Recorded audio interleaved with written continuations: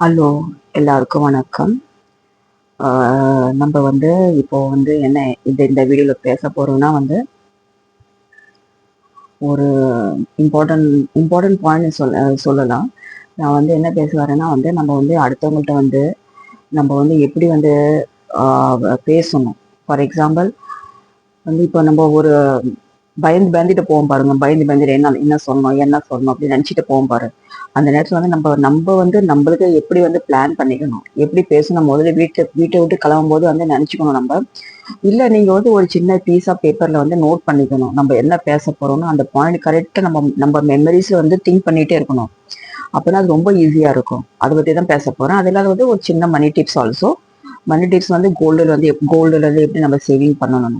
இப்போ உங்களுக்கு எல்லாம் தெரியும். இப்போ லாஸ்ட் ஒரு 15-20 டேஸ்ல எப்படி நகை விலை ஏறிட்டே போகுது. இப்போ வந்து நேற்று தான் பார்த்தேன் நான். இது வந்து 10,000க்கு நெருக்கத்துல வருது. இப்போ ஒரு கிராம் நகை 10,000க்கு கிட்ட வந்துடும். நான் நினைக்கிறேன் இப்போ ஒரு 10 நாளில் வந்துடும் நினைக்கிறேன். 10,000 தாண்டிடும். 10,000க்குள்ள நிற்கும் வேணும்னா அப்படி இருக்குது இப்போ. ஸோ எல்லாரும் வந்து அதை பத்தி கொஞ்சம் யோசிச்சு பாருங்க. கொஞ்சமாவது நம்மளுக்கு முடிஞ்சது 1 மில்லியாவது சேர்க்கணும்னு நம்ம வந்து எல்லாருமே பார்க்கணும். அப்பதான் நம்ம ஃபியூச்சர்ல ரொம்ப யூஸ்ஃபுல்லா இருக்கும். அதை பத்தி பேசணும்.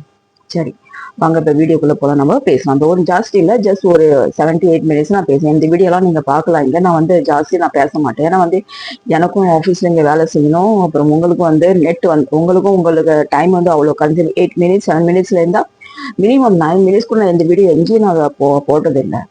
either இது 7.5 இல்லை 8 அவ்வளவுதான் இருக்கும். ஸோ அது வரை பேசிட்டு நம்ம வந்து அந்த வேலையை கண்டினியூ பண்ணிடலாம். என்னன்னா வந்து இப்ப நான் என்ன சொல்ல வரேன்னா வந்து இப்போ வந்து நம்மளுக்கு வந்து யாராவது ஒரு காசு கொடுக்குறாங்க நம்மளுக்கு. ஃபார் எக்ஸாம்பிள் வீட்லயே வந்து நம்ம ஒரு பொருள் வாங்குவோம். ஒரு 500 rupees எடுத்துட்டு போவோம் வெளியே. அதுல செலவு பண்ண போக 300 ரூபா நம்மள்ட்ட மிச்சமா இருக்கும். அதை எடுத்து வந்து ஒரு டப்பாலாவது பத்திரமா போட்டு வச்சுக்கணும். அது சேவிங் நான் சொல்ல வரல. அது ஒரு இடத்துல தனியா ஒதுக்கி வச்சிடணும். நம்மளுக்கு தெரியும் அந்த அங்க ஒரு 300 ரூபாய் இருக்குது. நம்ம பணம் அங்க 300 ரூபாய் இருக்குது. நம்ம வந்து ஒரு மைண்ட் தாட்ல இருக்கணும் அவங்க. ஆனா அந்த பணத்தை எப்பயும் யூஸ் பண்ணக்கூடாது. அப்படி செஞ்சுட்டு வந்து ஒரு வாரத்துல இருந்து எத்தனை நாள் வருது, ஒரு மாசத்துல எத்தனை வாரம் வருது, 4 weeks, சம்டைம்ஸ் 5th week வந்து 2வது மாசம் வந்து கண்டினியூ ஆகுது. ஸோ அந்த சமயத்துல வந்து சப்போஸ் 300 ரூபாய் எடுத்தாலும் இல்லை, நம்மளுக்கு வந்து ஒரு 4 வாரத்துல எவ்வளவு ஆகும்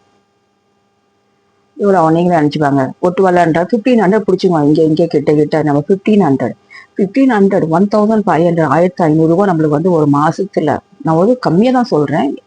சில பேர் ஜாஸ்தியாகவும் சேவ் பண்ணலாம். நான் கம்மியா தான் சொல்றேன். அது வந்து அட்லீஸ்ட் 1 மில்லியாவது நீங்க வந்து ஒரு சின்ன காயின் கிடைக்குச்சு. இப்ப எல்லா நகை கடையிலையும் கிடைக்குது. தமிழ்நாடுல ஜிஆர்டி, அப்புறம் நம்ம லலிதா எல்லாம் கிடைக்குது. இங்க பாம்பேலயும் நிறைய கடை இருக்கு. இப்போ வந்து கல்யாண் ஜுவல்லையும் வந்திருக்கு. அப்புறம் இந்த தனுஷ்ல கிடைக்குது. அப்படி ஒரு சின்ன மில்லியாவது வாங்கியில ஒரு இடத்துல தனியா ஒதுக்கி வச்சுக்கணும். அப்பதான் நீங்க வந்து ஒரு வருஷத்துல நீங்க எவ்வளவு சேவிங் பண்ற, எத்தனை காயின் நீங்க சேவ் பண்ணுங்க. அது ஒரு சேலஞ்சா இருக்கும். சின்ன பிள்ளைகள்லாம் எப்படி நம்ம வந்து ஒரு காசு கொடுத்து அவங்க ஒரு டப்பால போட்டு வச்சிருப்பாங்க. அப்புறம் வந்து வெக்கேஷன் டைம்ல நம்ம வந்து ஊருக்கு போவோம், வேளாங்கண்ணி போவோம், இல்லை எங்கேயோ டூருக்கு போவோம். அப்போ வந்து அந்த பணத்தை எடுத்து அவங்க வந்து ஒரு செலவு பண்ணுவாங்க. இல்லை ஒரு சைக்கிள் வாங்குவாங்க, இல்லை அவங்க பிடிச்ச ஒரு பொருள் வாங்குவாங்கல்ல. அந்த மாதிரிலாம் நம்ம வந்து சின்ன சின்ன சின்ன காயினை சேர்த்து வச்சால இயர் ரெண்டுல வந்து அது நம்மளுக்கு ஒரு பெரிய ஒரு உதவியாகும். நம்ம அதை வச்சு அதை போட்டுட்டு வந்து பெரிய ஒரு நகையா வாங்கலாம். ஒரு மோதிரமா, இல்லை தோடா, இல்லை ஒரு பிரேஸ்லெட்டா அப்படி நம்ம வாங்க முடியும். இந்த டிப்ஸ் எப்படிங்க நீங்க வந்து யூஸ் பண்ணி பாருங்க. அதை நான் செய்யறேன். நான் இவ்வளவு நாள் சொல்லலை உங்களுக்கு. நான் இனிதான் சொல்ல. நான் வந்து நம்ம மக்களுக்கு இதை பத்தி சொன்னா அவங்களும் யூஸ்ஃபுல்லா இருக்கும்னு நான் உங்களுக்கு இதை சொல்றேன். இப்போ நான் செய்யறேன். நான் எப்படி செய்யறேன்னா வந்து இப்போ வந்து ஏதாவது ஒரு செலவுல வந்து நம்மளுக்கு மிச்சமா இருக்கும் காசு.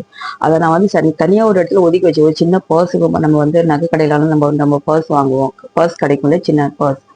அதுல அந்த நகையை அப்படியே போட்டு வச்சுட்டு நான் வந்து அந்த பர்ஸ்ல வந்து அந்த காசு நான் போட்டு வச்சிருவேன் நான்.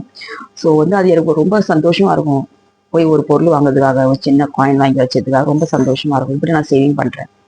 அப்புறம் வந்து இன்னொன்னு என்ன சொல்ல வரேன்னா வந்து நம்ம வந்து அடுத்தவங்கள்ட்ட வந்து நம்ம வந்து எப்படி பேசணும்.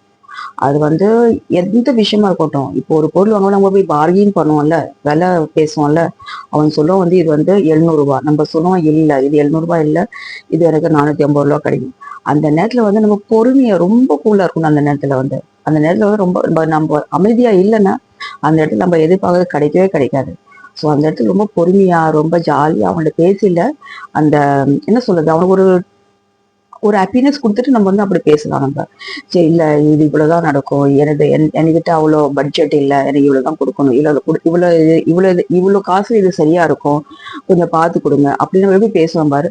அது மாதிரிதான் நம்ம வந்து எல்லாத்தையும் வந்து ரொம்ப பொறுமையா பேசணும். அப்பதான் நம்மளுக்கு கிடைக்க வேண்டியது பொருள் நம்மளுக்கு கண்டிப்பா கிடைக்கும். வந்து இது வந்து நான் வந்து ஆஃபீஸ் விஷயமும் உங்களுக்கு சொல்றேன். ஆஃபீஸ்ல வந்து இப்போ வந்து நம்ம ஒரு வேலை செய்யறோம்னு நினைச்சுக்கோங்க. ஒரு எனது வந்து டாக்குமெண்டேஷன்ல இந்த ஃபுல்லி டாக்குமெண்டேஷன்ல அப்போ வந்து நம்ம வந்து என்ன செய்யறோமோ வந்து நம்ம வந்து ஒருத்தவங்கள்ட்ட போய் ஒன்று கேட்குறோம், ஒரு சஜஷன் கேட்குறோம். இது வந்து இப்படி இப்படி நான் வந்து ஒரு ப்ராப்ளம் இருக்குது, அதை சால்வ் பண்ணணும், நான் இப்படி இப்படி செஞ்சிருக்கேன், இது நீங்க என்ன சொல்றீங்கன்னு. That time you need to keep quiet. ரொம்ப பொறுமையா இருக்கணும். அவங்க என்ன சொல்றாங்க அதை நினைச்சுக்கணும்.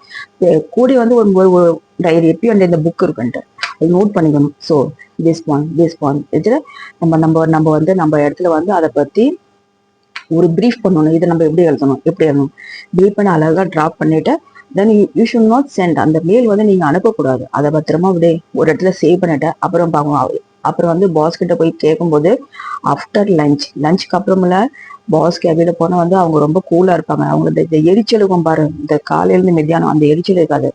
அந்த லஞ்ச் முடிஞ்சதுக்கு அப்புறமா நம்ம கேபின்ல போய் சார் நான் இந்த டிராஃப்ட் நான் பண்றேன், எனக்கு இந்த டிராஃப்ட் கொஞ்சம் நீங்க வந்து கொஞ்சம் அப்ரூவ் பண்ண முடியுமா, so I can send to party அப்படின்னு கேட்கணும். இந்த டிராஃப்ட் நான் பண்ணிருக்கேன், இதை கொஞ்சம் நீங்க பார்க்க முடியுமா, பார்த்துட்டு ஓகே பண்ண நான் வந்து ஃபர்தரா இது ப்ரொசீட் பண்ண முடியும். அப்படி ரொம்ப பொலைட்லேயே கேட்டா வந்து நம்மளுக்கு வந்து அதுல இருந்து ரொம்ப என்ன சொல்றது, எந்த ஃபர்தரா அந்த மெயில் பண்றது, சேட் என்னது போன்ல பேசுறது, அந்த எல்லா பிரச்சனையும் அவாய்ட் பண்ண முடியும். நம்ம வந்து பாஸ்கெட் அப்ரூவல் வாங்கிட்டு அந்த மெயில் அனுப்பணும். நம்ம வந்து ஒரு கூலா இருக்க முடியும். இது விஷயம் நான் இந்த உங்களுக்கு முக்கியமா சொல்லுவேன். அதான் நான் இந்த வீடியோ வந்து எல்லாருக்கும் இந்த டாபிக் உங்களுக்கு எல்லாருக்கும் ரொம்ப பிடிச்சிக்கும் நம்புறேன் நான். எல்லாரும் சப்ஸ்கிரைப் பண்ணுங்க, லைக் பண்ணுங்க, ஷேர் பண்ணுங்க இந்த வீடியோவை. ஃபர்தரா வந்து இன்னொரு புது வீடியோல நம்ம வந்து பார்க்கலாம். ஓகே ஃப்ரெண்ட்ஸ், பாய், தேங்க்யூ.